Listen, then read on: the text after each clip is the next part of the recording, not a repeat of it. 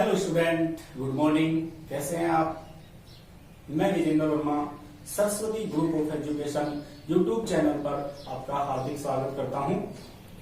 तो आज हम 10th क्लास साइंस का लेसन नंबर 2 मानव तंत्र पढ़ेंगे। देखिए स्टूडेंट्स, हम बात करने वाले हैं मानव तंत्र की।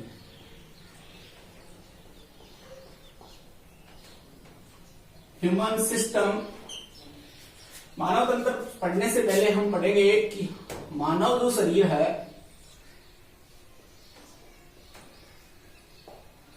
वो सूक्ष्म छोटी छोटी इकाइयों से मिलकर बना होता है। जिस प्रकार एक कमरा छोटी छोटी ईंटों से मिलकर बना होता है, उसी प्रकार हमारा शरीर भी छोटी छोटी इकाइयों से मिलकर बना होता है। और शरीर की यह सूक्ष्म छोटी इकाई जो है वो होती है कोशिका।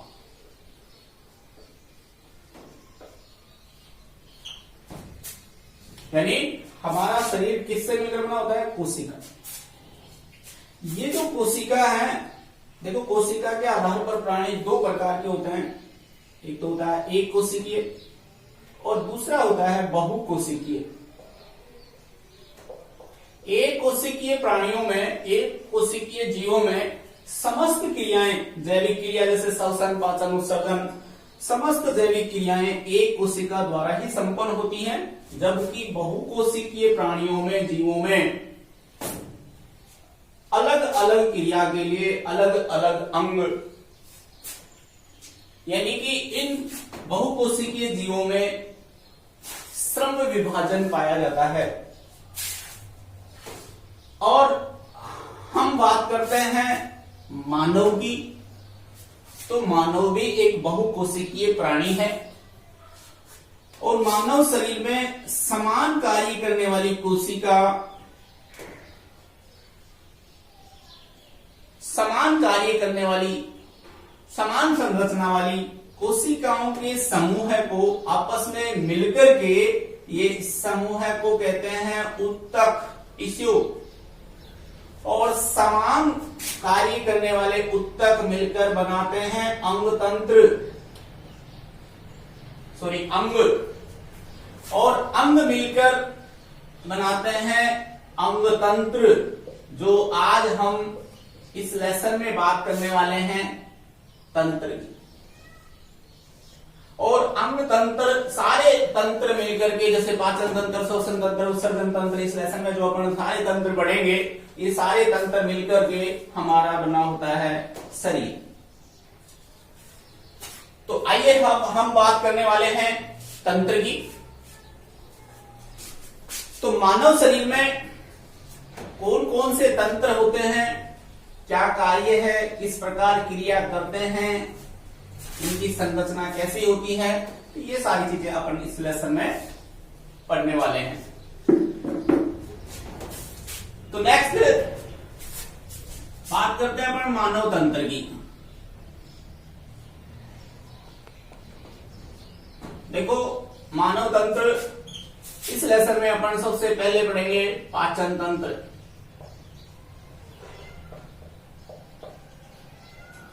नंबर 2 पे श्वसन तंत्र।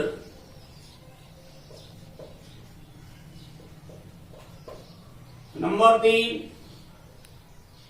परिसंचरण तंत्र।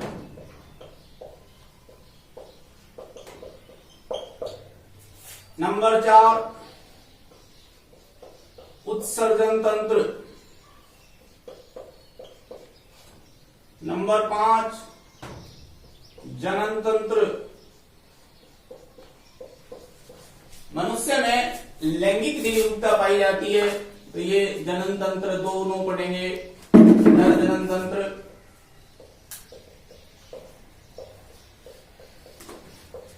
और मादा जनन तंत्र।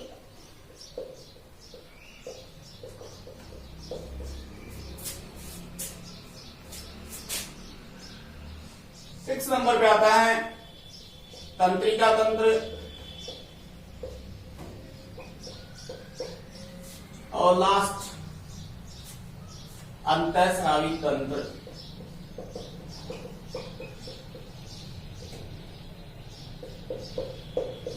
इस प्रकार इस लेसन में हम ये 7 तंत्र पढ़ने वाले हैं। तो अब हम बात करते हैं नंबर फर्स्ट जो तंत्र है वो है पाचन तंत्र।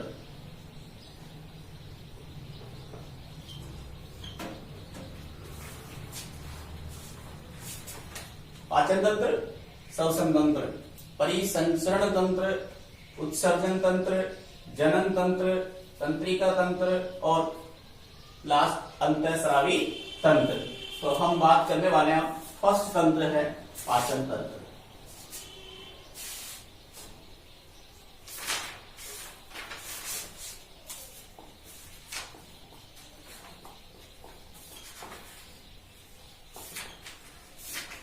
देखिए, सबसे पहले बात करते हैं अपन पाचन की। पाचन क्या होता है, फिर बात करते हैं तंत्र की।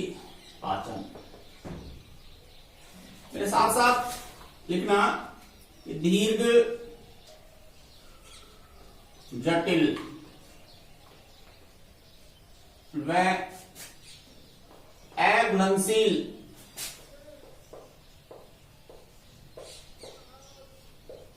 खाद्य अणुओं का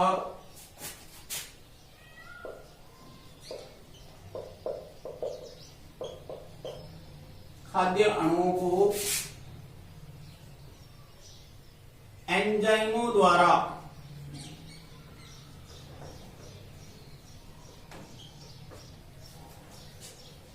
लघु, सरल, घुलनशील व अवशोषण योग्य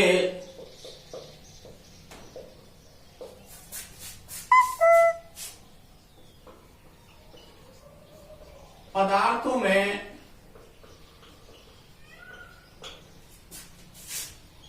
बदलने की क्रिया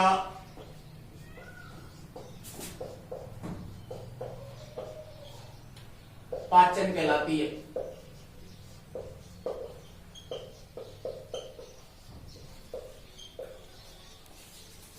फिर से देखिए एक बार, दीर्घ, जटिल और अघुलनशील खाद्य अणुओं का किसकी सहायता से, एंजाइम की सहायता से, और किसमें बदलना, लघु, सरल, घुलनशील और अवशोषण योग्य पदार्थों में बदलने की क्रिया ही क्या कहलाती है, पाचन कहलाती है। और इस पाचन क्रिया के लिए, इस पाचन के लिए हमारे शरीर में देखो एक पाचन तंत्र क्रिया करता है, काम करता है। तो पाचन तंत्र की बात करें तो ये जो तंत्र जो है, देखो हमारे शरीर में पाचन तंत्र में मुख्य जो भाग है वो है आहार नाल।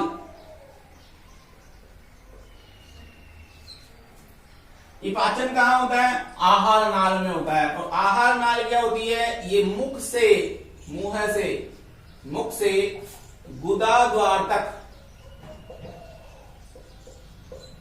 फैली एक लंबी नलिकाकार संरचना होती है। मुख से गुदा द्वार तक फैली लंबी नलिकाकार संरचना को क्या कहते हैं, आहार नाल कहते हैं।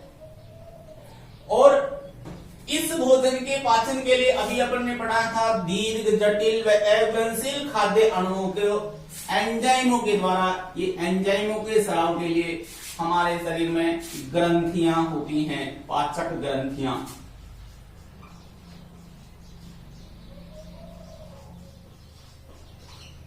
और इन पाचक ग्रंथियों से किसका स्राव होता है, एंजाइम का। और ये एंजाइम इस दीर्घ, जटिल और अघुलनशील खाद्य पदार्थ को किस बदल देते हैं, लघु, सरल, घुलनशील और अवशोषण योग्य पदार्थ में बदल देते हैं। तो इस प्रकार अपन कहेंगे कि आहार नाल और पाचक ग्रंथियां मिलकर के एक तंत्र बनाती हैं, और उस तंत्र को ही हम कहते हैं पाचन तंत्र। फिर से देखिए एक बार कि पाचन क्या होता है, तंत्र क्या होता है। तो दीर्घ, जटिल व अघुलनशील खाद्य अणुओं को एंजाइमों द्वारा लघु, सरल, घुलनशील व अवशोषण योग्य पदार्थों में बदलने की क्रिया को ही क्या कहते हैं, पाचन। और पाचन के लिए हमारा जो अंग है, हम बात करें मुख्य जो अंग है वो है आहार नाल, क्योंकि अपन भोजन को अंतर्ग्रहण करते हैं तो मुख से गुदा द्वार तक फैली नलिकाकार संरचना को कहते हैं आहार नाल। और अभी अपन ने पढ़ा कि एंजाइम, तो एंजाइम किसके द्वारा साबित होते हैं? ग्रंथियों द्वारा। तो पाचक ग्रंथियां, तो आहार नाल और पाचक ग्रंथियां दोनों मिलकर के एक तंत्र बनाती हैं जिसको कहते हैं पाचन तंत्र। अब हम सबसे पहले ये देखेंगे कि आहार नाल में कौन कौन से अंग होते हैं और पाचक ग्रंथियां कौन कौन सी हैं।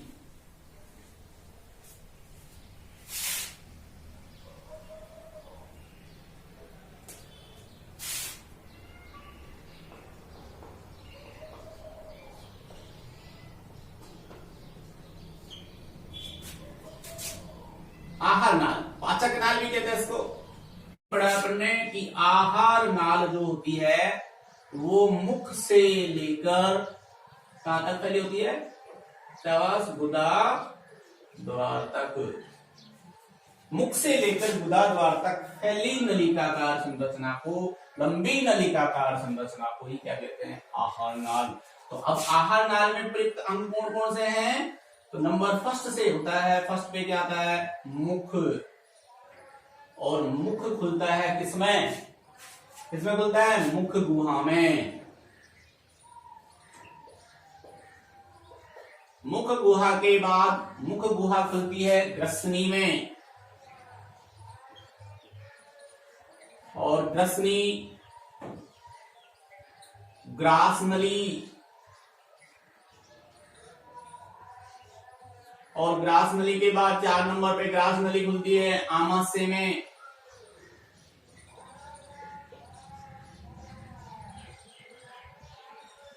आमाशय खुलता है छोटी आंत में।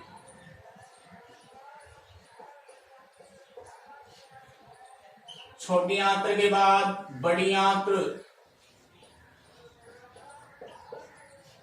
और 7 नंबर पे अपन पढ़ेंगे लास्ट गुदा द्वार। इस प्रकार ये जो 7 हैं ये प्रमुख पाचक पाचन अंग हैं। जैसे पाचन कहां कहां होता है? ये अंग प्रयुक्त होते हैं पाचन में। याद रखिएगा, मुख, मुख गुहा, ग्रसनी, ग्रास नली, आमाशय, छोटी आंत, बड़ी आंत और गुदा द्वार। नेक्स्ट हमने पढ़ा कि पाचक ग्रंथियां। अब देखिए पाचक ग्रंथियां कौन कौन सी हैं? नंबर 1 जो पाचक ग्रंथि है वो होती है लार ग्रंथियां। लार ग्रंथियां मुख में होती हैं 3 जोड़ी। लार ग्रंथियां कितनी पाई जाती हैं? 3 जोड़ी, जो हम बाद में पढ़ेंगे इसी लेसन में। नेक्स्ट यकृत। यकृत मानव शरीर की सबसे बड़ी ग्रंथि है, और इस यकृत को ही देखो, यकृत द्वारा पित्त का स्राव होता है पित्ताशय में, और जो वसा के पायसीकरण में युक्त होता है।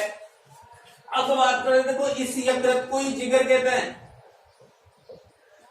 सुना होगा आपने कभी, लेकिन इसी को कहते हैं कई बार हार्ट बताते हैं, हार्ट नहीं होता है, इसे कहते हैं कलेजा। यही होता है, यकृत को ही बोलते हैं कलेजा, जिगर।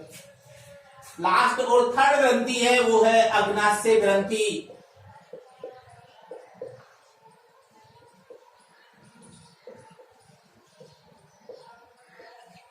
अग्नाशय ग्रंथि को मिश्रित ग्रंथि भी कहा जाता है, क्योंकि ये अंतःस्रावी और बहिःस्रावी दोनों ग्रंथियों के समान कार्य करती है।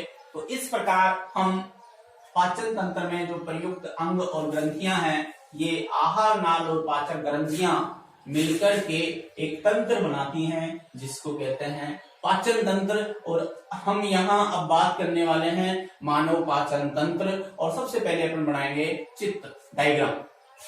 देखिए डायग्राम सबको बनाना आना चाहिए और प्रैक्टिस जरूरी है इसमें। कई बार समस्या आती है कि अपन ये लर्न कर लेते हैं अच्छी तरह, लेकिन डायग्राम नहीं बनाना आता तो सबसे बड़ी समस्या ये होती है। तो एक बार आप प्रैक्टिस करें, मेरे साथ साथ करें।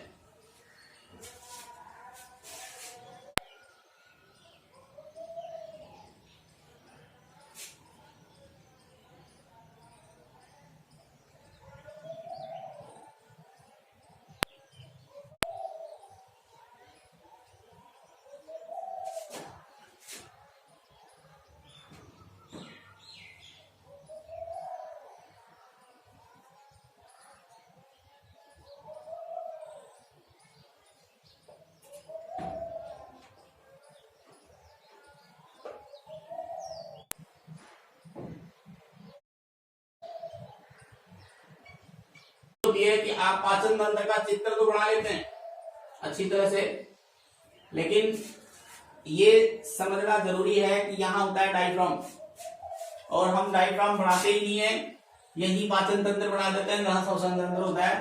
तो ये जरूर ध्यान रखें कि पाचन तंत्र वक्ष गुहा के नीचे होता है। यहाँ ये जो है ये होता है आमाशय, और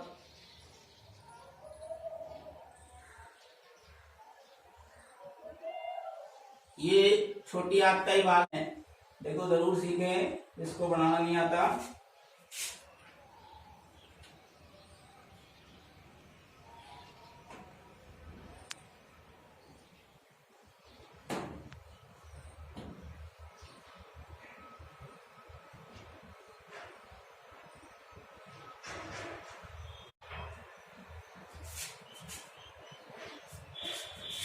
और जहां ये आता हुआ प्रतीत हो रहा है, दिखाई दे रहा है, तो उसको इस प्रकार करेंगे और इससे ये लाइन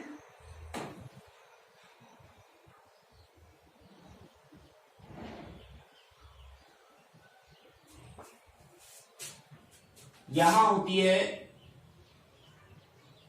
यकृत ग्रंथि, प्लीहा,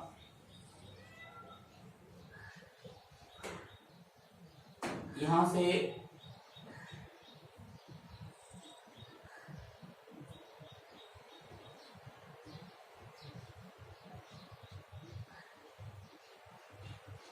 ये होता है पित्ताशय,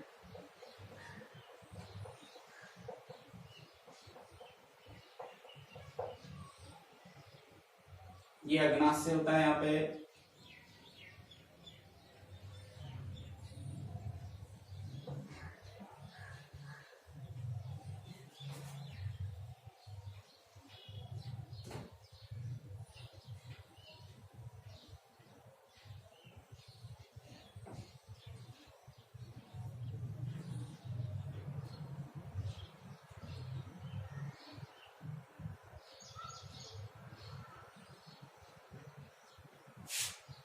इस प्रकार अपन डायग्राम बनाएंगे।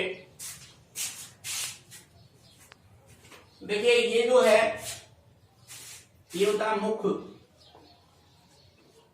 मुख गुहा, और लार ग्रंथि बोलेंगे इनको, लार ग्रंथियां, ये ग्रसनी,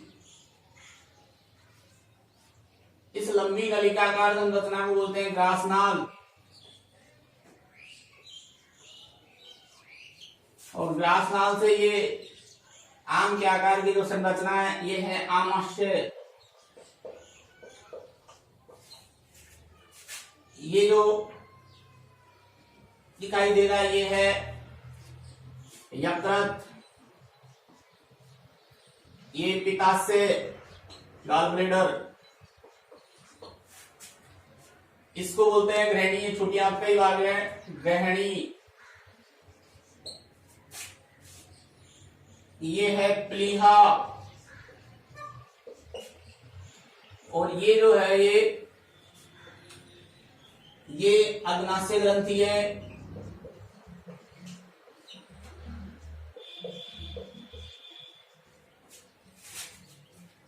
इसको बोलते बड़ी आंत, बड़ी आंत के भी 3 भाग पड़ेंगे, छोटी आंत,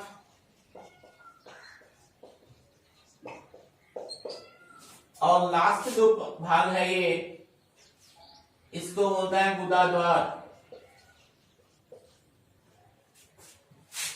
ये जो इसको कहते हैं अपेंडिक्स।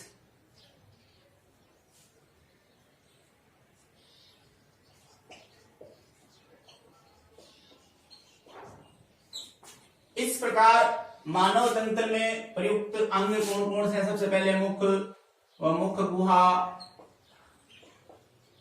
मुख खुलता है, मुख गुहा में ग्रसनी, ग्रासनली, और ग्रासनली के बाद में आमाशय, आमाशय के बाद छोटी आंत, बड़ी आंत, और लास्ट होता है गुदा द्वार।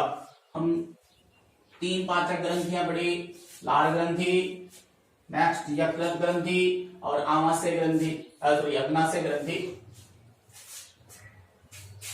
इसको बढ़ाएं।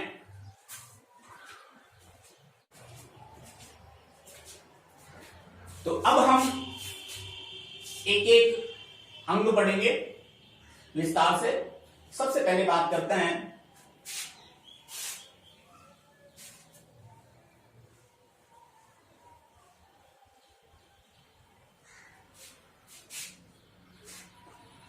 फर्स्ट जो अंग है वो है मुख व मुख गुहा। मुख किसमें खुलता है? मुख गुहा में। देखिए, आहार नाल का प्रारंभ हमने पढ़ा है कि आहार नाल कहां से स्टार्ट होती है? मुख से गुदा द्वार तक। तो आहार नाल का प्रारंभ होता है मुख से, अर्थात आहार नाल का प्रथम जो भाग है, पहला जो भाग है वो है मुख। और मुख खुलता है एक कटोरे नुमा संरचना में, जिसको कहते हैं मुख गुहा।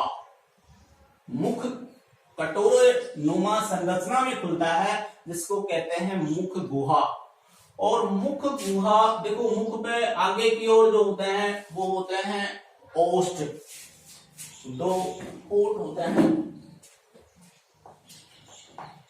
और ओठों द्वारा मुख गुहा खुलती है और बंद होती है। अर्थात जो मुख गुहा है वो 2 मांसल होठों से घिरी होती है, जो मुख गुहा को खोलने और बंद करने का कार्य करते हैं। देखो, इस मुख गुहा में जबड़े, 2 ऊपरी जबड़ा, निचला जबड़ा, जीभ, दांत और लाल ग्रंथियां होती हैं। मुख में ही क्या होता है? जबड़े। इन जबड़ों की गति के कारण ही मुख खुलता और बंद होता है।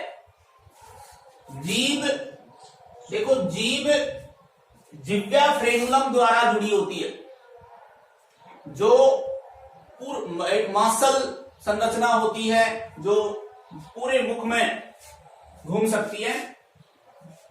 दांत होते हैं, दांत हम बात करेंगे दांत की।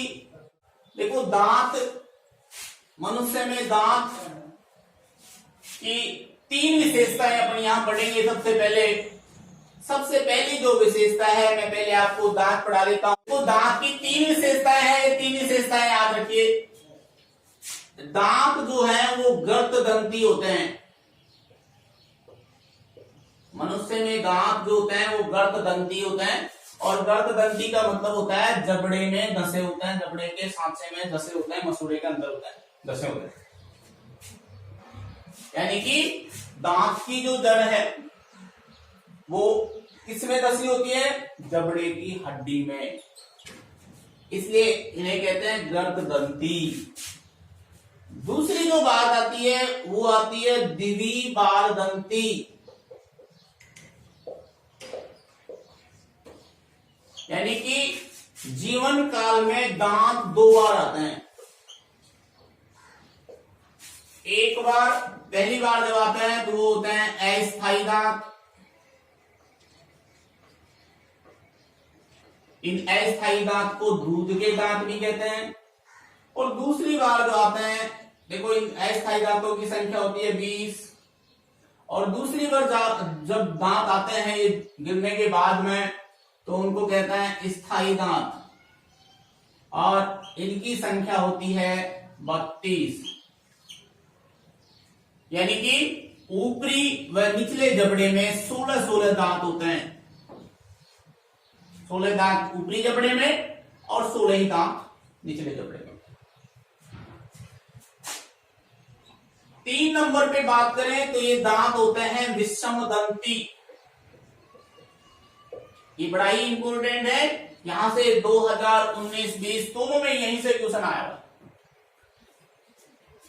तो विषमदंती जो दांत है, यानी कि मनुष्य में 4 अलग अलग प्रकार के दांत पाए जाते हैं, और वो दांत हैं कृंतक, रदनक, अग्रचौर्णक और चौर्णक।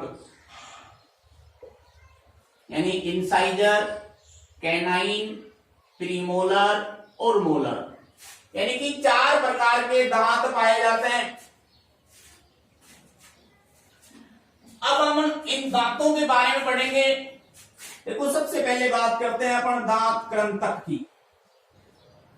पहला जो दांत है वो कृंतक। फिर से देखिए एक बार, मुख, देखो आहार नाल का प्रथम भाग होता है, और मुख में जबड़े, जीभ, दांत, लार होता है, यानी मुख खुलता है मुख गुहा में, और मुख गुहा का ऊपरी जो भाग है, यानी कि अपन कहें कि ये जो तालू कहेंगे, ये इसकी छत को क्या कहते हैं, मुख गुहा की छत को तालू कहते हैं। ये तालू कठोर तालू है, 2 तालू होते हैं, कोमल तालू और कठोर तालू।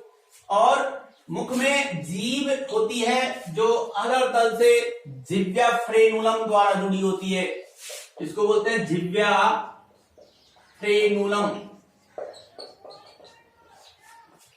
फिर बात करते हैं दांत की। देखो एक वयस्क व्यक्ति में दांतों की संख्या होती है 32, और छोटे बच्चों में होती है 20। तो दांत की 3 विशेषताएं अपन पढ़ रहे हैं। गर्ददंती, यानी कि ये जबड़े की हड्डी में धसे होते हैं। द्विबारदंती, दांत 2 बार आते हैं। प्रथम अस्थायी दांत, जिनको दूध के दांत भी कहते हैं, इनकी संख्या कितनी होती है 20। दूसरे स्थायी दांत, इनकी संख्या कितनी होती है 32।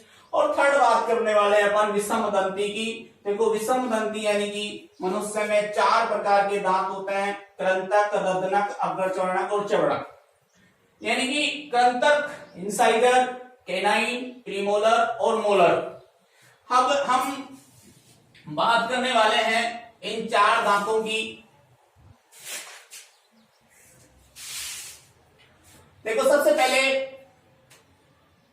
एक मैं आपको फॉर्मूला बताता हूं, दंत सूत्र। मानव दंत सूत्र क्या है, तो देखो इंसाइजर, कैनाइन, प्रीमोलर और मोलर, यानी कि इसका फॉर्मूला है 21-23 बटा 21-23 इंटू 2 बराबर 32। अब हम पढ़ेंगे इससे। देखिए फर्स्ट जो बात आती है नंबर ए, वो है कृंतक। देखो कृंतक जो दांत है 2 इंटू 2 यानी कि 4, 2 ऊपरी जबड़े में और 4 ऊपरी जबड़े में और 4 निचले जबड़े में। देखो इस फॉर्मूले का मतलब ये है कि अपन जबड़े को 2 भागों में बांट दें, एक इधर का और एक इधर का, यानी कि 2 कृंतक दांत इधर होते हैं और 2 कृंतक इधर होते हैं, यानी कि 4 ऊपरी जबड़े में और इसी प्रकार 4 निचले जबड़े में होते हैं।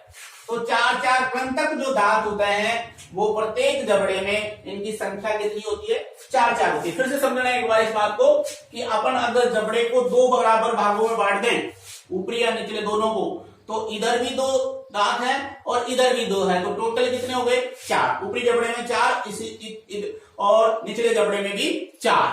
तो कृंतक दांतों की संख्या प्रत्येक जबड़े में 4 होती है और ये काटने और कुतरने का काम करते हैं। इनका जो कार्य है वो है काटना और कुतरना। समझ में आया होगा। अब बात करते हैं दूसरा, सेकंड प्रकार है रदनक, कैनाइन। इसको कहते हैं इंसाइजर, इसको कहते हैं कैनाइन।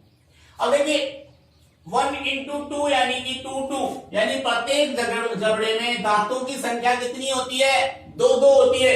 प्रत्येक जबड़े में दांतों की संख्या 2 होती है। और ये दोनों ही साल 2019 और 20 दोनों ही साल में ये क्वेश्चन पूछा गया है यहां से। अभी मैं बताऊंगा आपको क्वेश्चन। तो 2 होते हैं और इनका कार्य है चीरना व फाड़ना।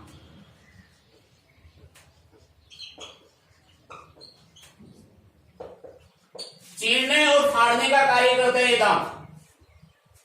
देखो सन 2019 में क्वेश्चन पूछा गया था कि चीरने व फाड़ने का कार्य कौन से दांत करते हैं। याद रखना, क्वेश्चन ऐसे पूछा गया था 2019 में कि चीरने व फाड़ने का कार्य कौन से दांत करते हैं। तो आपका आंसर आएगा शाबाश रदनक। और सन 2020 की बात करें तो प्रश्न पूछा गया था, क्वेश्चन ये पूछा गया था कि प्रत्येक जबड़े में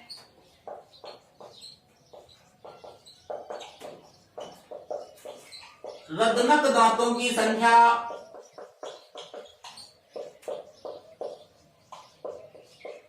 कितनी होती है। तो कितनी होती है? 2। यहीं से 2 साल 19 और 20 में क्वेश्चन पूछे गए। अब बात करते हैं थर्ड की, रदनक, यानी कि इसको क्या कहते हैं? सॉरी, अग्र चरणक। थर्ड बात करते हैं अपन अग्र चरणक की।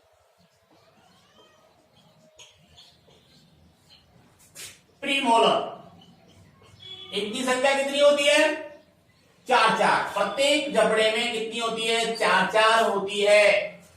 और ये कार्य करते हैं चबाने का। ये क्या कार्य करते हैं? तो इसका कार्य हो गया चबाना। और लास्ट बात करते हैं अग्र चरणक। इनकी संख्या कितनी होती है? ऊपरी व निचले जबड़े में, प्रत्येक जबड़े में 6 होती है। और ये कार्य क्या करते हैं? ये भी चबाने का ही कार्य करते हैं। इनका कार्य भी चबाना ही होता है। तो स्टूडेंट देखिए कि दांत की 3 विशेषताएं हैं। गर्त दंती होते हैं, द्विबार दंती होते हैं, विषम दंती होते हैं। 4 प्रकार के दांत पाए जाते हैं, अलग अलग प्रकार के, करंतक, रदनक, अग्र चरणक और चवर्णक। करंतक दांत प्रत्येक जबड़े में 4 होते हैं। इनका कार्य है काटना और कुतरना। रदनक दांत 2 होते हैं और इनका कार्य है चीरना फाड़ना। अग्र चवर्णक 4 होते हैं और इनका कार्य है चबाना। और चवर्णक दांत की बात करें, सॉरी ये चवर्णक दांत की बात करें तो इनकी संख्या होती है 6 और इनका कार्य होता है चबाना। हम एक बार टोटल करके भी देखते हैं। देखो 4 यानी 8 दांत हो गए, यहां 2 4 हो गए, यहां भी 8 हो गए और यहां 12। टोटल दांत कितने हो गए? 32। इस प्रकार कुल दांतों की संख्या वयस्क मनुष्य में कितनी होती है? 32 होती है। जबकि बच्चे में कितनी होती है? 20। क्योंकि उनको क्या कहते हैं अपन? दूध के दांत कहते हैं। एक बार देखिए इनको,